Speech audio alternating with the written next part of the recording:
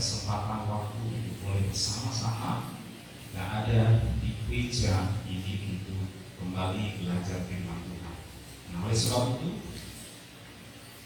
minggu kemarin kita sudah mendengar tentang firman Tuhan bahwa ada 3 penampilan Yesus sebagai imam besar. Tiga hal yang kita dengar bersama. Yang pertama, Yesus memiliki penampilan sebagai imam besar yang penuh dengan belas kasihan, sehingga suatu ketika terjadi murid-murid bersama dengan Yesus berjalan di sebuah kota dan ada orang-orang yang berbondong mengikuti Yesus dan mereka terus merasa butuh pengajaran. Tetapi ketika Yesus melihat mereka tidak makan 3 hari 3 malam, maka ada lahir belas kasihan dari hati Yesus sehingga Yesus memberi makan, sehingga ketika mereka kembali, mereka sudah mengalami kekenyangan dan kekuatan kembali untuk mereka kembali ke masing-masing. Nah, yang kedua, Yesus tampil sebagai imam besar yang berdoa.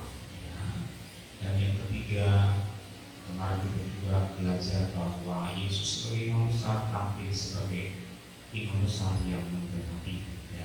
Oleh sebab itu jangan khawatir, jangan takut bahwa apa yang sudah dikatakan Yesus itu pasti digenapi. Kalau tidak sekarang, bisa besok. Kalau tidak besok, bisa bulan depan, atau tahun depan, atau 10 tahun kemudian, atau bahkan ketika kita mati, ketika kita menutup mata, kita belum melihat janji Tuhan itu digenapi. Tetapi satu ketika pada generasi pertama, 2, 3 sampai seterusnya, Tuhan pasti menerimanya. Nah, oleh sebab itu keyakinan yang besar itu harus kita terus tampilkan di dalam hidup kita, supaya kita jangan menjadi Kristen yang biasa-biasa. Sudah sepatutnya lah kalau menurut ukuran waktu kita sudah menjadi pengajar, tetapi ada sebagian masih butuh susu, butuh hal-hal yang ringan, butuh apa untuk mereka bisa cerna. Oleh sebab itu meningkatlah kita supaya hidup kita menyenangkan dan memuliakan hati Tuhan kita. Nah, Bapak Ibu yang kekasih, kita pada malam hari ini ingin belajar sedikit firman Tuhan di dalam Markus pasal yang ke-7. Kita buka bersama dalam Markus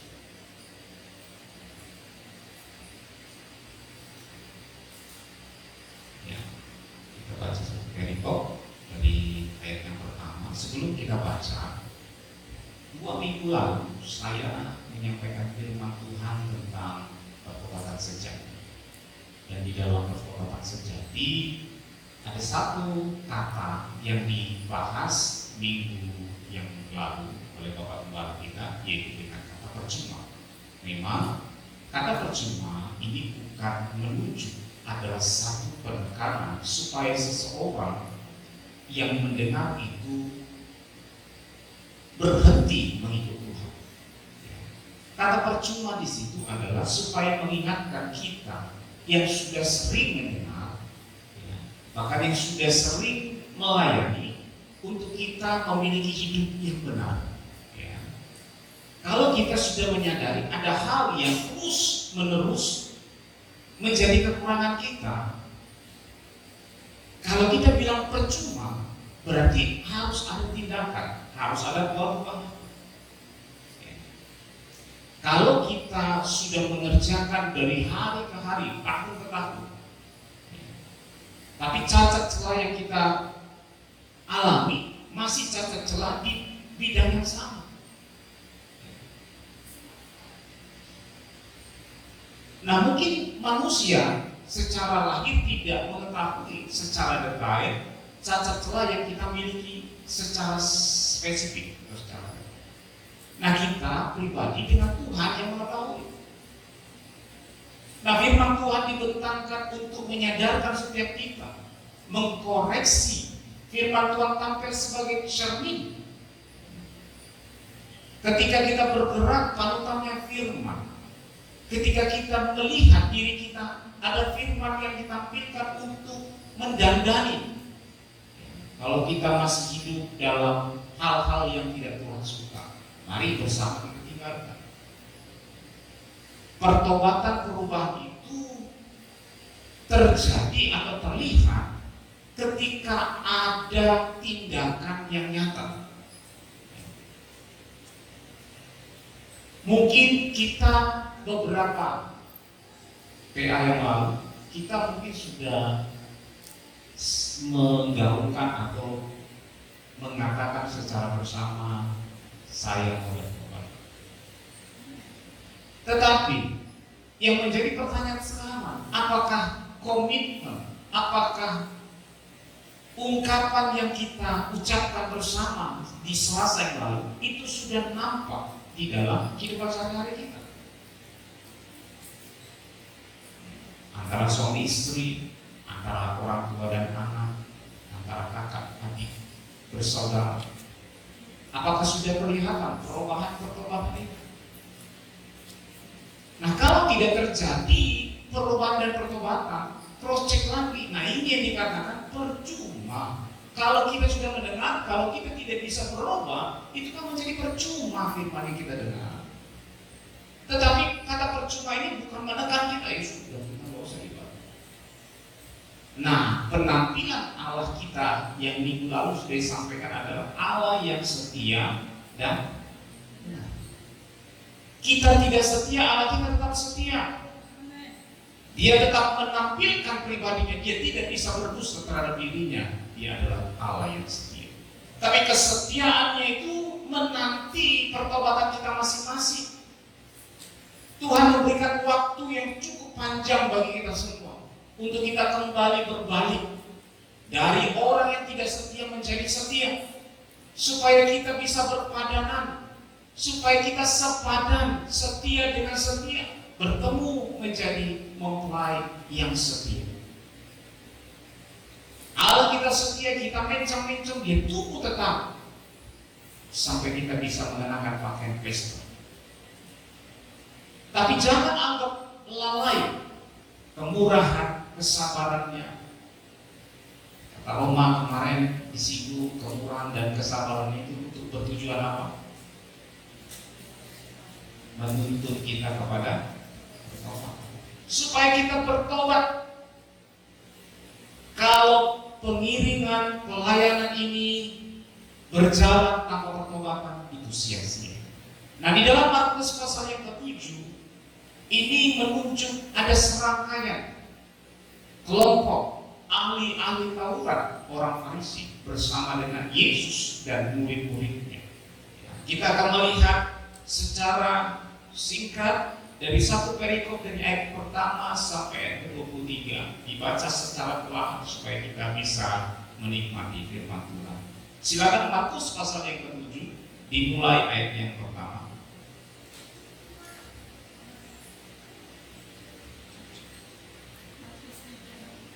Markus pasal yang ke-7 mulai ayat yang pertama, demikian firman Tuhan. Perintah Allah dan adat istiadat Yahudi.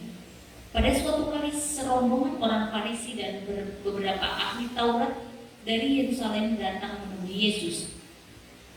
Mereka melihat bahwa beberapa orang muridnya makan dengan tangan najis, yaitu dengan tangan yang tidak dibasuh. Nah, sebentar. Dari perikopnya kita melihat ada dua hal yang kita bisa timbang dalam pembacaan ini. Yang pertama adalah perintah Allah, yang kedua adalah adat istiadat. Ya. Berarti di dalam adat istiadat itu ada hal yang menyimpang, ada hal yang mendukung. Ya. Nah, di dalam ayat yang pertama, pada suatu kali serombongan orang Farisi dan beberapa ahli Taurat. Ya. Ahli Taurat itu sudah jelas dia ahli dalam kitab. Dari Yerusalem datang menemui Yesus. Mereka melihat bahwa beberapa orang muridnya makan dengan tangan najis, yaitu dengan tangan yang tidak dibasuh. Nah, bicara najis, ahli Taurat dan orang Farisi membangun satu pemikiran. Ya, ini menjadi satu adat istiadat para Yahudi. Kalau orang orang itu makan tanpa membasuh tangannya, menyucikan tangannya dengan air, itu merupakan satu kenajisan. Mereka sudah membentuk itu sebagai Taurat yang membuat orang-orang menyatakan Taurat yang dibentuk itu menjadi satu kebenaran. Dia melihat, orang-orang Taurat itu melihat bahwa muridnya, ini murid-murid Yesus, makan dengan tangan yang najis, yaitu dengan tangan yang tidak dibasuh. Ayat 3. Sebab orang-orang Farisi seperti orang-orang Yahudi lainnya tidak makan kalau tidak melakukan pembasuhan tangan lebih dulu, karena mereka berpegang pada adat istiadat nenek moyang mereka. Nah, dari sini kita bisa mengerti bahwa itu adalah satu peraturan yang sudah diturunkan dari nenek moyang mereka. Mereka tidak akan makan kalau tidak cuci tangan. Ini kalau kita sekarang, kita cuci tangan bukan dikaitkan dengan kenajisan atau tidak najis.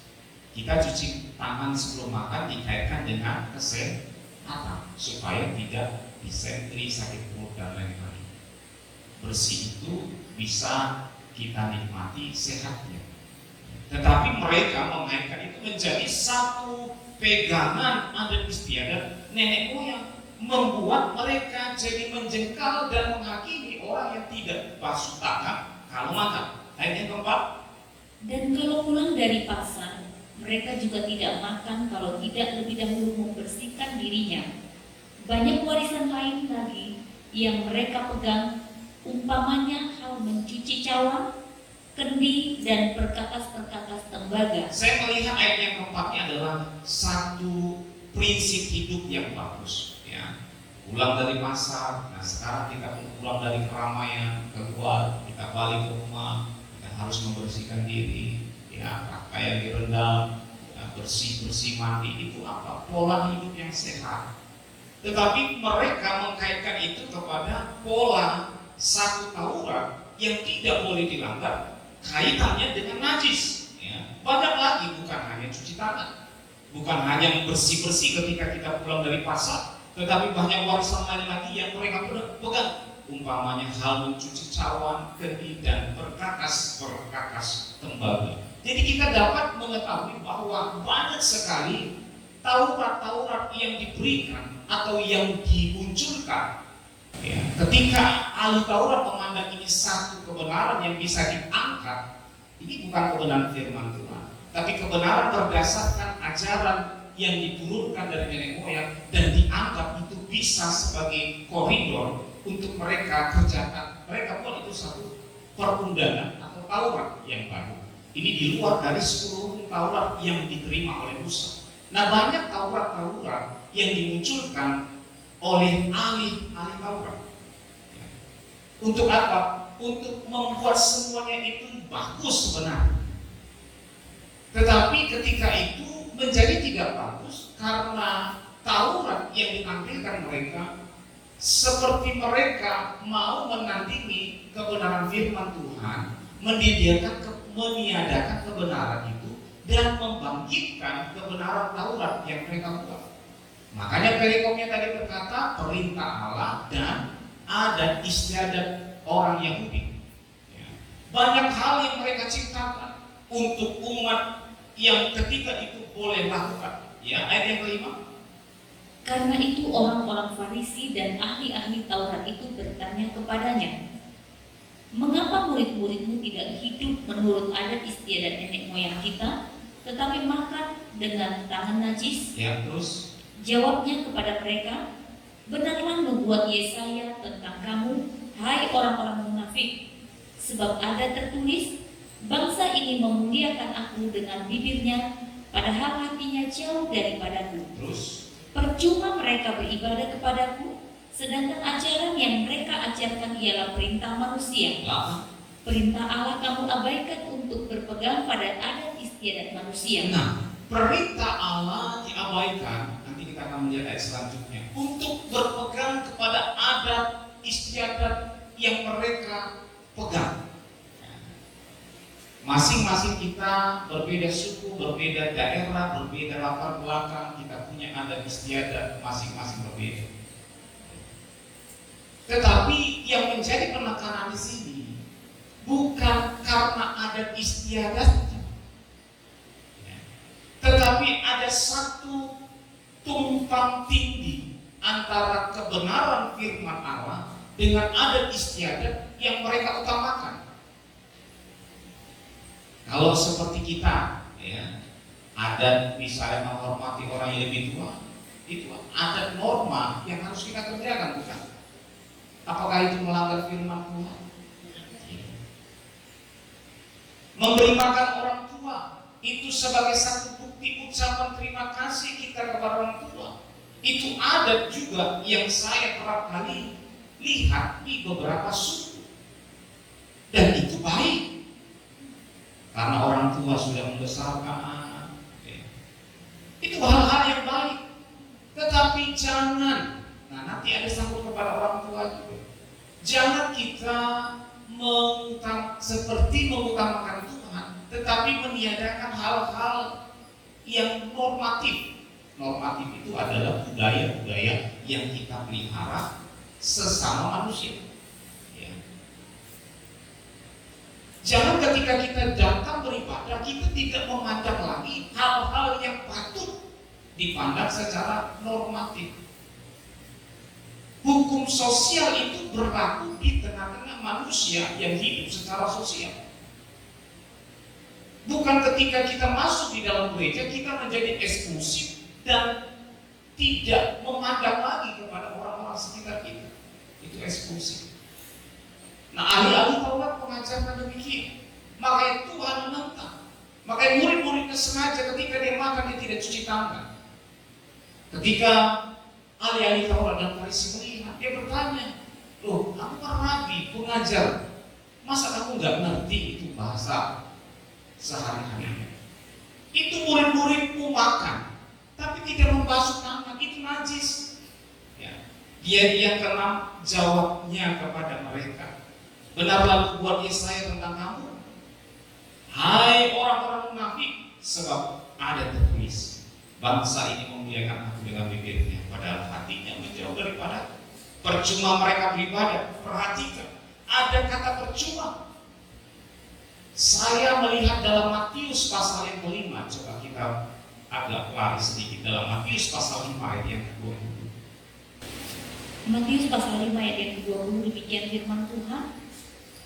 "Maka aku berkata kepadamu, jika hidup keagamaanmu tidak lebih benar daripada hidup keagamaan ahli-ahli Taurat dan orang-orang Farisi, sesungguhnya kamu tidak akan masuk ke dalam kerajaan surga." Bapak Ibu, secara tegas kita harus bisa pastikan diri kita, keagamaan kita jangan lebih rendah dari ahli Taurat dan Farisi. Ini bukan bicara basuh tangan, bukan bicara cuci cawan, cuci perkakas, cuci tembaga dan lain-lain. Bukan secara lahir mereka berdoa di tengah-tengah jalan, di pinggir jalan, di pinggir pasar. Mereka menadahkan tangannya ke atas, mukanya ke atas dengan berkata, "Aku tidak seperti orang-orang yang berdosa ini." Cara keagamaan yang Tuhan minta di Matius pasal 5 ini bukan keagamaan yang terlihat oleh mata secara jasmani, tapi hatinya yang menjauh daripada Tuhan. Keagamaan ahli Taurat, tingkat keagamaan Farisi itu hanya berorientasi kepada apa yang dilihat manusia. Ahli Taurat kalau keluar dari rumah dia pakai jubah, dia pakai pakaian yang lengkap, dia atas mereka, supaya orang tahu dia adalah ahli Taurat. Tapi Tuhan tidak menghendaki hanya penampilan. Tuhan melihat hati kita masing-masing. Sebelum kita mengucapkan kepada Tuhan, sebelum kita meminta kepada Tuhan dalam Mazmur berkata, Tuhan tahu apa yang di dalam isi hati kita. Ketika kita duduk di tempat ini, Tuhan tahu apa yang menjadi pergumulan dalam hati kita. Walaupun mungkin kita tidak beritahukan kepada pendeta, kepada sesama pelayan, kepada sesama jemaat untuk didoa, tetapi Tuhan tahu. Itulah kasihnya, perhatiannya, itulah penampilan belas kasihan Imam besar kita. Dia tidak pernah mau membiarkan kita, dia tidak pernah mau meninggalkan kita. Jangan sampai kita kalah dengan ahli Taurat dan Farisi. Ini bukan berbicara soal puasa 2 minggu sekali, tetapi bagaimana hidup kita adalah hidup yang mempermuliakan Tuhan. Bukan bibir saja mempermuliakan Tuhan lewat puji-pujian, tetapi hidup kita mempermuliakan Tuhan lewat tingkah laku kita. Orientasinya harus meningkat, bukan hanya apa yang dilihat manusia, tetapi apa yang dilihat Tuhan. Kalau kita mengerjakan segala sesuatu, orientasi kita, sudut fokus kita, apa yang menyenangkan hati Tuhan, maka yakinlah bahwa ketika kita berfokus apa yang menyenangkan hati Tuhan, manusia secara otomatis akan merasakan apa yang kita kerjakan. Tidak perlu kita ubah-ubah ketika kita memberi, kita kasih tahu. Makanya hukum memberi bersedekah katanya. Ketika tangan kanan memberi, jangan kasih tahu tangan kirimu. Itu hukum bersedekah. Lain kalau misalnya pengumpulan dana Natal dan lain-lain yang kita lakukan itu bukan bersedekah. Ya, itu dari kita untuk kita. Tapi kalau kita memberi kepada orang, misalnya contoh di tengah-tengah jemaat, mungkin kita bergerak hati memperhatikan jemaat si A, B, C, D. Ketika Tuhan menggerakkan, lakukan. Tapi setelah kita lakukan, jangan omongkan ke orang lain. Aku sudah kasih si A, aku dia kasih juga. Memang kita tidak ada bertujuan untuk mengubah, tetapi ketika kita ngomong di situ, maka upah kita sudah dapat. Kenapa? Orang akan memuji kita, itu upah kita. Upah dari surga tidak ada lagi, habis. Ketika kita mengerjakannya, kita kasih dengan tangan kanan, tidak usah ngomong ke orang lain. Simpan dalam hati, Tuhan yang akan memberikan. Kalau Tuhan yang memberi kepada kita upah, upahnya tidak terbatas. Tidak terbatas upah. Saya sangat merasakan, walaupun mungkin secara mata jasmani belum melihat upah yang tidak terbatas dari Tuhan, tetapi hatiku bergelora ingin menyambut upah yang tidak terbatas itu dari Tuhan. Seharusnya kita semua bersama bisa merasakan ada upah yang tidak terbatas dari Tuhan yang akan kita terima sesuai dengan kirbat masing-masing, sesuai dengan kemampuan penampungan kita masing-masing. Kadang-kadang kita yang membatasi cara Allah bekerja di dalam hidup kita. Jangan sampai kita kalah dengan orang-orang Taurat, ahli-ahli Taurat, orang-orang Farisi yang memuliakan dengan bibirnya, padahal hatinya jauh daripadaku. Apa kata Nabi Yesaya di dalam Yesaya 29 ayat yang ke-13? Yesaya pasal 29 ayat 13. Dan Tuhan telah berfirman, oleh karena bangsa ini datang mendekat dengan mulutnya dan memuliakan aku dengan bibirnya, padahal hatinya menjauh daripadaku, dan ibadahnya kepadaku hanyalah perintah manusia yang dihafalkan. Oke, perintah manusia yang dihafalkan. Bapak Ibu, secara jujur saya mau katakan, upacara ya, atau tata cara yang kita lakukan sekarang ini adalah tata cara yang kita lakukan secara manusiawi dan dengan hafalan yang kita sudah bentuk. Sadar atau tidak sadar, ini kita bentuk dengan cara kita sendiri yang didasarkan oleh firman Tuhan. Tapi jangan, walaupun gaya ibadah kita seperti hafalan itu kan sudah ritmenya sudah jelas, betul? Sudah konsep maksudnya, ya. Awal sudah doa, ya kan biasa begitu kan? Itu hafalan yang kita kerjakan. Nah itu yang dilakukan ahli Taurat dan kita juga melakukan yang sama, betul? Penyembahan Habis penyembahan kita doa pembukaan kita press, ada yang pertama 1 kali press, ada yang 2 kali press, ada yang 3 kali press. Habis itu kita firman Tuhan, habis firman Tuhan, kalau perjamuan kudus, ada perjamuan kudus, kita beri persembahan, habis persembahan doa berkat Tuhan. Itu hafalan yang kita katakan. Tapi celakalah, kata firman Tuhan, kalau ahli Taurat, orang Farisi, bahkan umat Tuhan hanya mengerjakan ibadah itu dengan berorientasi hanya perintah dan hafalan manusia, tapi hatinya tidak merasakan hakikat ibadah itu. Makanya banyak orang mengikuti upacara, tata cara ibadah setiap minggu, setiap Selasa, tapi hidupnya dari tahun ke tahun tetap sama. Yang keras tetap keras, yang menantu tetap menantu. Nah, ini yang dikatakan firman Tuhan percuma. Kalau kita tidak mau dikatakan percuma, mari bersama kita berbalik, bertobat. Kita datang walaupun dengan tata cara yang masih demikian, tetapi kita merasakan hadirat Tuhan dan mengalami perubahan demi perubahan. Tuhan sangat senang ketika ada satu orang yang bertobat. Bertobat ini bukan bicara dulu nggak kenal Yesus, sekarang sudah kenal Yesus, ya itu bertobat juga. Tetapi ketika kita sudah mengenal Yesus, pertobatan yang Tuhan mau adalah bagaimana serupa dengan Kristus. Kita didandani. Saya membaca dalam Kisah Rasul, ada satu ayat yang saya lihat. Rasul Paulus menerangkan kepada orang-orang ketika itu dari pagi sampai sore. Kita ibadah belum pernah ada dari pagi sampai sore. Itu seminar-seminar hamba Tuhan biasa begitu. Dia kerjakan dari pagi sampai sore.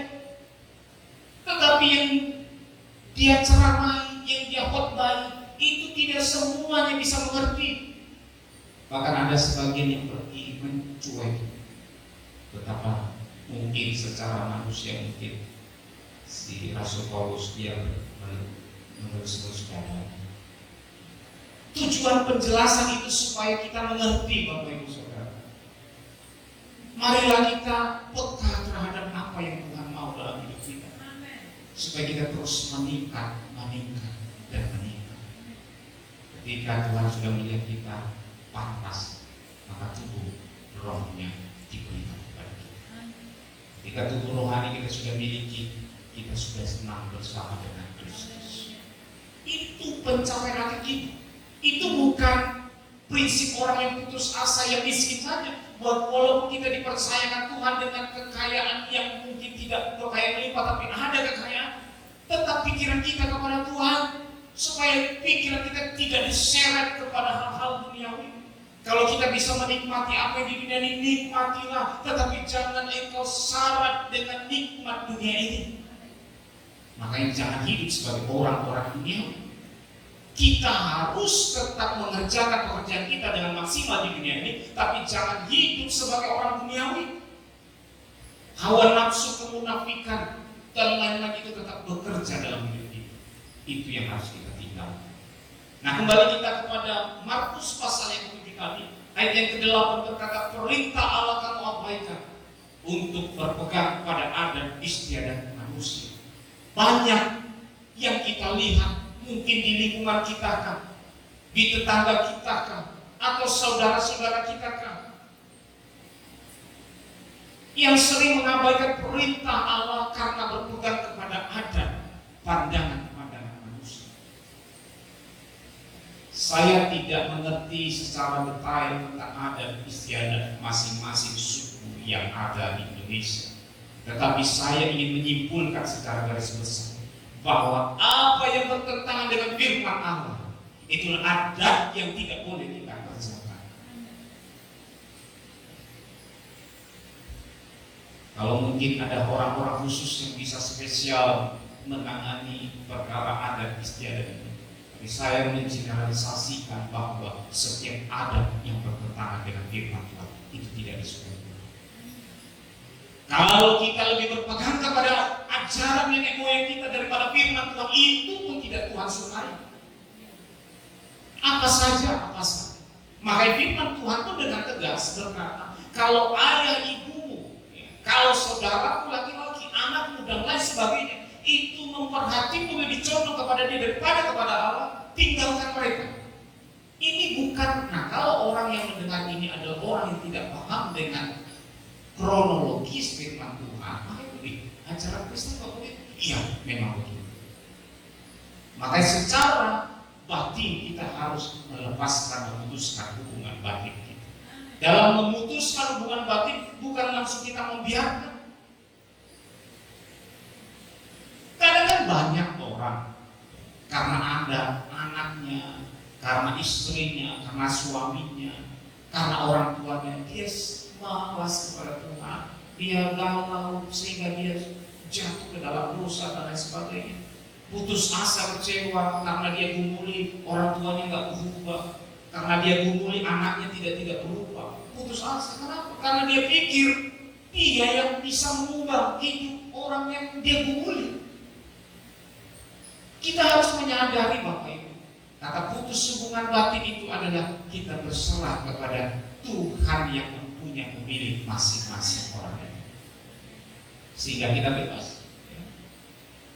Banyak kesaksian yang kita sudah dengar, dan salah satu dan sebagian kita di sini juga sudah merasa bagaimana ketika kita menyerahkan itu semua kepada Tuhan, kita lebih ringan.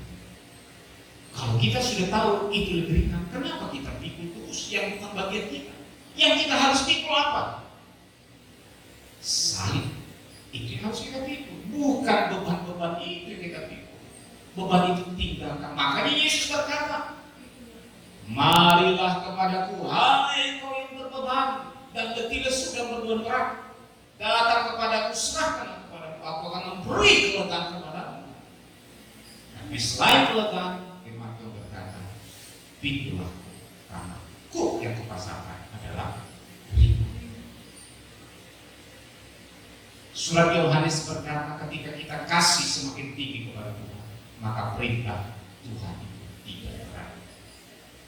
Nah, oleh sebab itu, marilah kita menyadari, jangan kita beribadah melayani tetapi kita tidak memiliki perubahan. Ayat yang ke-9, Matius 7. Yesus berkata pula kepada mereka, sungguh pandai kamu mengesampingkan perintah Allah, supaya kamu dapat memelihara adat istiadatmu sendiri. 10. Karena Musa telah berkata, hormatilah ayahmu dan ibumu, dan siapa yang mengutuki ayahnya atau ibunya harus mati. Terus, tetapi kamu berkata, kalau seorang berkata kepada bapaknya atau ibunya, apa yang ada padaku yang dapat digunakan untuk pemeliharaanmu sudah digunakan untuk korban, yaitu persembahan kepada Allah, maka perhatikan, jangan sampai. Nah, makanya di sini dikatakan orang Farisi ini mempertahankan seolah-olah rohani. Ya, dia katakan ayat 11 itu. Tetapi kamu berkata, kalau seorang berkata kepada bapaknya atau ibunya, ada sesuatu yang harus diberikan kepada orang tua, jangan kita alibikan atau alasankan itu kita gunakan kepada Allah, sehingga kita mengabaikan pekerjaan-pekerjaan yang harus kita lakukan kepada orang tua. Jangan ketika kita fokus kepada Allah, kita abaikan orang tua kita. Itu maksudnya. Sok rohani tapi sebenarnya dia mengabaikan kasih kepada manusia. Makanya bicara tentang salib, kalau kita mengasihi Tuhan, kita pasti mengasihi sesama.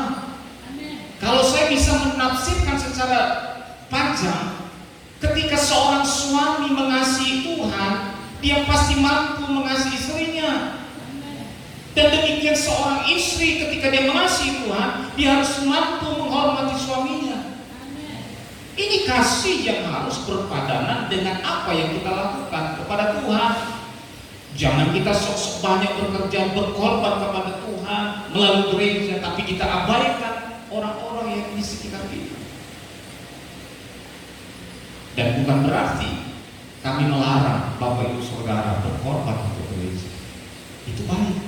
Tapi jangan kita mengatasnamakan gereja, tapi kita mengabaikan yang lain. Ini harus kita sadari, karena kita masih hidup berdampingan dengan orang-orang yang ada di sekitar.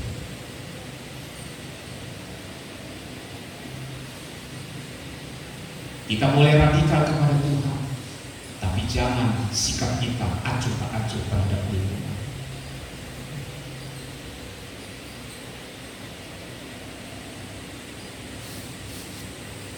seorang berkata kepada bapaknya atau ibunya, apa yang ada padaku yang dapat digunakan untuk pemeliharaan sudah digunakan untuk korban.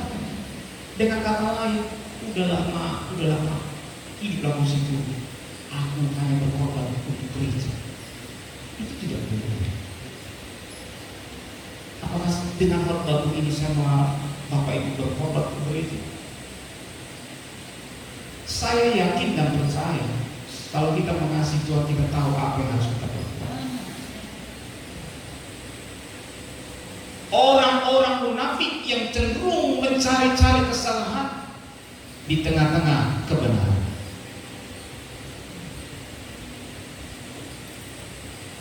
Jangan ketika firman ditampilkan ada orang-orang yang berusaha mencari kesalahan, memplesetkan ini dan itu. Saya paling gimana yang melihat itu kurang sedap rasanya. Sehingga kita harus menampilkan, kita harus mengkoreksi, menegur orang-orang seperti itu. Kalau kita belum mampu memahami firman Tuhan di bagian-bagian tertentu, jangan kita berkomentar yang membuat komentar kita jatuh iman orang kepada pendengaran yang kita keluarkan, suara yang kita keluarkan. Simpan dalam hati, sama seperti Maria. Ketika malaikat itu datang kepada Maria, Maria, kamu akan mengandung seorang anak laki-laki dan engkau akan menamainya Yesus. Ketika Maria mendengar perkataan itu perkataan yang sangat-sangat tidak masuk akal dan tidak logika. Maria tidak berkomentar di Facebook, Maria tidak berkomentar di WA, Maria tidak berkomentar di tetangga, tapi dia menyimpan di dalam hati, dia berdoa sehingga Tuhan memberi pengertian. Ini banyak orang Kristen sibuk berkomentar, tetapi dia tidak mau duduk diam di kaki Tuhan, menerima firman Tuhan itu.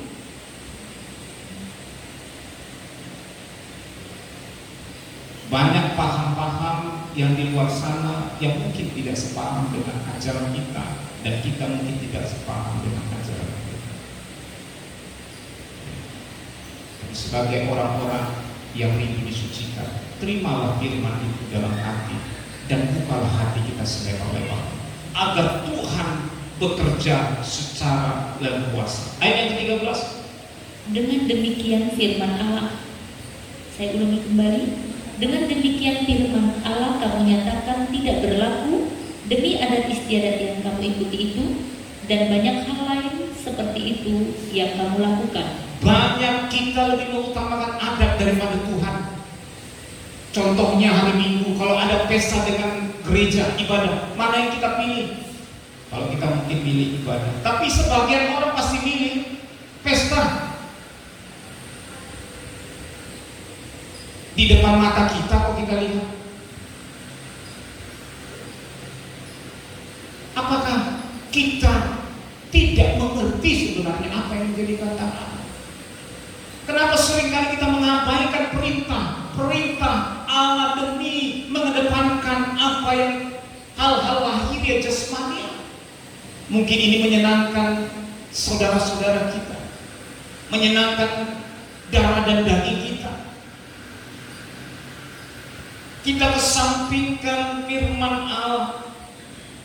Bahkan lebih parahnya di sini ayat 13. Dengan demikian firman Allah kamu nyatakan tidak berlaku demi adat istiadat yang kamu ikuti.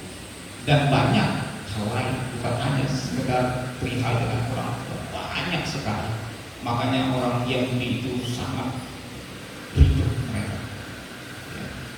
Tapi syukur kepada Tuhan, Yesus datang untuk memberi jalan yang tadinya kita tidak sanggup melakukan, tapi dengan adanya Yesus, Dia memberi kekuatan dan kesanggupan bagi kita.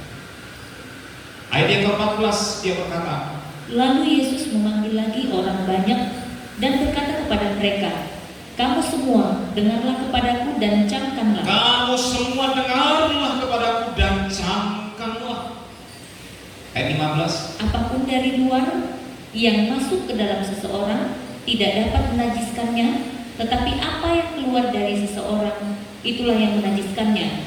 Ditegaskan apa yang masuk ke dalam itu tidak bisa menajiskan, tetapi apa yang keluar dari seorang itulah yang menajiskannya. 16. Barang siapa bertelinga untuk mendengar, hendaklah ia mendengar. 17. Sesudah ia masuk ke sebuah rumah untuk menyingkir dari orang banyak, murid-muridnya bertanya kepadanya tentang arti perumpamaan itu. Nah, banyak orang juga seperti murid-murid ini. Firman Tuhan disampaikan secara lugas, secara terang benderang, tapi kadang-kadang tidak mengerti. Saya nggak tahu apakah murid-murid ketiga itu sudah mengantuk atau sudah beranak, saya nggak tahu apa.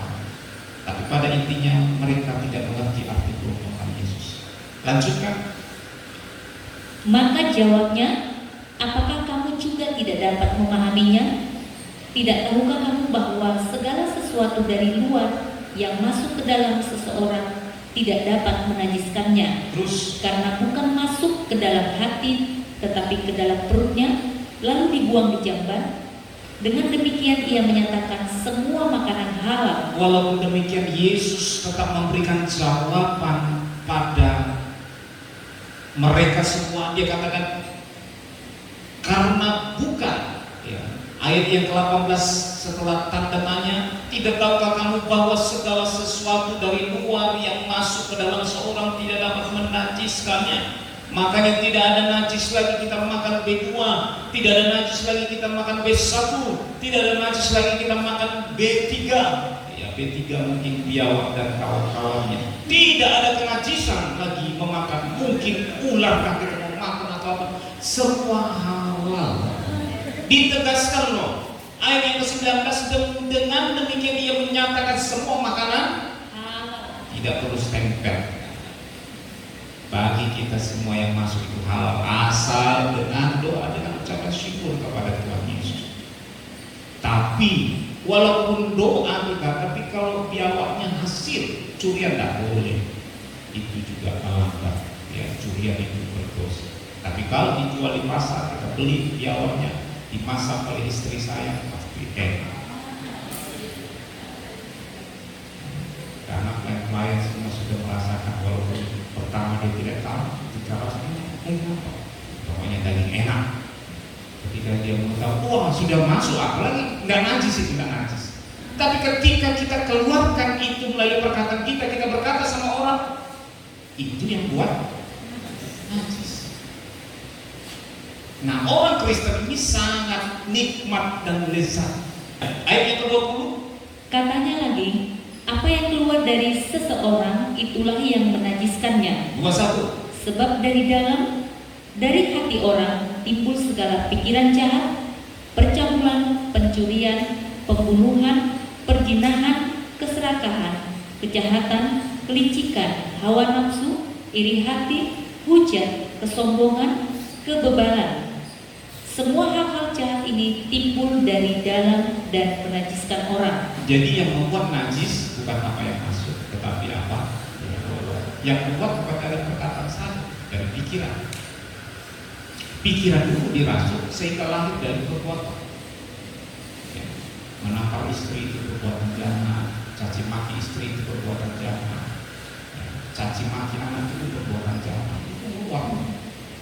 Anda saya dengar di salah satu di kampung ini juga, ya, kata-kata orang tua kepada anak berkata dengan tajam dan pedas, macam tajam silat itu setajam apa itu mungkin sniper, ya. Dia ngeri sekali, dia berkata kepada anak, kayak framing, tapi perkataan kotor terus. Ini membuat satu hal yang tidak boleh terjadi di tengah-tengah jemaat yang ada di gereja daripada jangan secara-cara menulis pada anak itu, jangan kita mengeluarkan perkataan yang sempat menutup, sempat kita berkata yang tidak pantas. Karena ngesalin memang, tapi jangan. Makanya buah roh yang ke-9 apa? Kuasai diri di dalam segala emosional.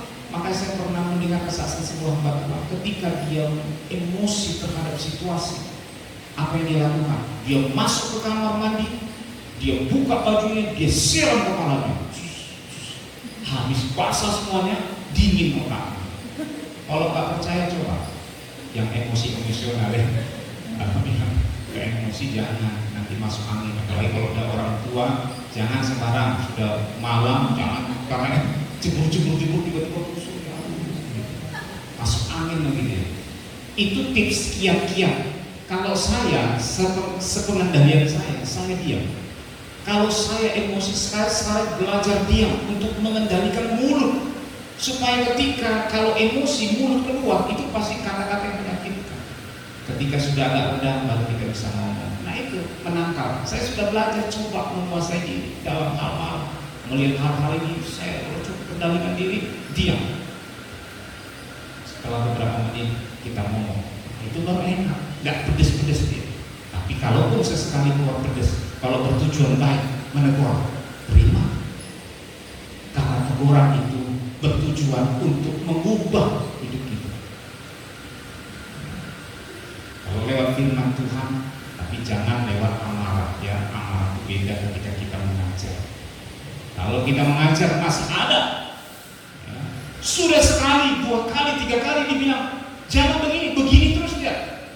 Ya haruslah setelah jangan begini dia harus begitu.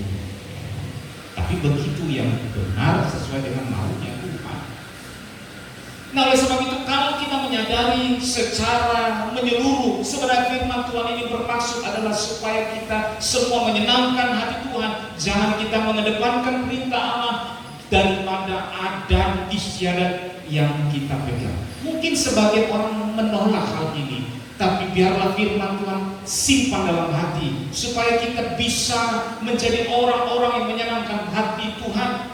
Kalau kita menjadi orang yang bebal, dikasih beberapa kali pun tetap menjadi bebal, dikasih tahu dari pagi sampai sore. Saya membukakan ayatnya dalam Kisah Rasul pasal yang ke-28. Ini ayat yang terakhir. Kisah Rasul pasal yang ke-28 ayat yang ke-23. Kisah Para Rasul ayat pasal yang ke-28 ayat yang ke-23. Demikian firman Tuhan. Lalu mereka menentukan suatu hari untuk Paulus. Pada hari yang ditentukan itu datanglah mereka dalam jumlah besar ke tempat tumpangannya. Ia menerangkan dan memberikan kesaksian kepada mereka tentang kerajaan Allah. Dan berdasarkan hukum Musa dan kitab para nabi, ia berusaha meyakinkan mereka tentang Yesus. Hal itu berlangsung dari pagi sampai sore. Nah, kita sudah pernah ibadah dari pagi sampai sore? Belum ya? Kalau kami seminar sudah pernah, bahkan berhari-hari juga pernah. Pagi sampai sore, Paulus itu berusaha menerangkan apa? Dia memberi kesaksian kepada mereka tentang kerajaan Allah. Dan Rasul Paulus berusaha meyakinkan mereka tentang Yesus itu adalah Tuhan. Setiap firman Tuhan disampaikan kepada kita itu adalah satu untuk wujud nyata bahwa seorang hamba Tuhan, seorang pengajar, seorang pelayan Tuhan berusaha memberikan pengertian kepada kita untuk kita mengerti jalan keselamatan kita yang benar, yang sampai kepada tujuan yang tepat. Maka Rasul Paulus berkata, aku meninju bukan sembarang meninju, tapi aku meninju dengan sasaran yang tepat, pukulannya, kekuatannya tidak terbuang sia-sia, supaya apa yang dilakukan itu maksimal dan tepat sasaran. Ketika kita melayani tepat sasaran, hati kita bisa menyenangkan Tuhan, Tuhan bisa memelihara, memberi kekuatan, memberi pertolongan kepada kita. Kita menjadi pelayan-pelayan yang setia, menjadi jemaat-jemaat yang setia, tiang penopang jemaat Allah yang kudus, yang bisa dibanggakan oleh Kristus. Semuanya itu kita harus kembalikan. Hal itu berlangsung dari pagi sampai sore. Ayat yang ke-24. Ada yang dapat diyakinkan oleh perkataannya, ada yang tetap tidak percaya. Ada yang dapat mengerti, ada juga yang dapat tidak mengerti. Satu mengerti, satu mengetahui. Pilihan ada di kita kembali masing-masing. Apakah Apakah telinga kita berusaha mendengar apa yang disampaikan oleh firman Tuhan? Bahkan sebaliknya mungkin kita mengabaikan. Saya rindu kita semua yang ada di ruangan ini, marilah kita bersama-sama memiliki telinga sebagai telinga murid yang mau diajar, yang mau dinasihati. Nasihat, teguran, ajaran itu bertujuan untuk memberi kita pengertian. Amin. Mengertilah. Meningkatlah di dalam Tuhan. Meningkat, cara melayani kita pun meningkatlah. Jangan kita merasa dengan apa yang kita lakukan ini sudah cukup, tidak. Harus terus. Walaupun mungkin kita sudah mantap, teruslah meningkat dan sampai menjadi pribadi yang setia. Dalam Wahyu pasal 2 ayat 10, ukuran setia itu adalah sampai hukuman untuk mata. Aku tetap melakukan apa yang Tuhan mau. Oleh sebab itu, dalam pengiringan pelayanan kita tidak menjadi orang-orang yang munafik, tapi orang-orang yang memiliki perubahan dari hari ke hari. Pelayanan semakin meningkat, tahu apa yang dia kerjakan untuk menyenangkan hati Tuhan. Tidak hanya kepuasan diri sendiri, egosentris, tapi bagaimana kita menyenangkan hati Tuhan, teosentris. Allah segala galanya, pemilik hidup, pemilik kekayaan, pemilik pelayanan yang ada, pemilik segala bumi. Maka firman Tuhan berkata, apa gunanya kita memiliki seisi dunia kalau jiwa kita binasa? Oleh sebab itu, marilah bersama kita jalani hidup sisa kita. Beberapa tahun ke depan, berapapun sisa yang Tuhan percayakan kepada umur kita masing-masing, pergunakanlah itu untuk mempermuliakan Tuhan. Ya, kita akan menikmati perjamuan kudus. Mari bersama kita tutup Alkitab kita dan kita renungkan firman Tuhan itu. Dan firman itu Tuhan itu mengubah pikiran hati kita bahwa bukan apa yang masuk itu menajiskan, tapi apa yang keluar. Maka sucikan hati kita, pikiran kita, sehingga apa yang keluar itu tidak menjadi najis. Tuhan Yesus memberkati. Mari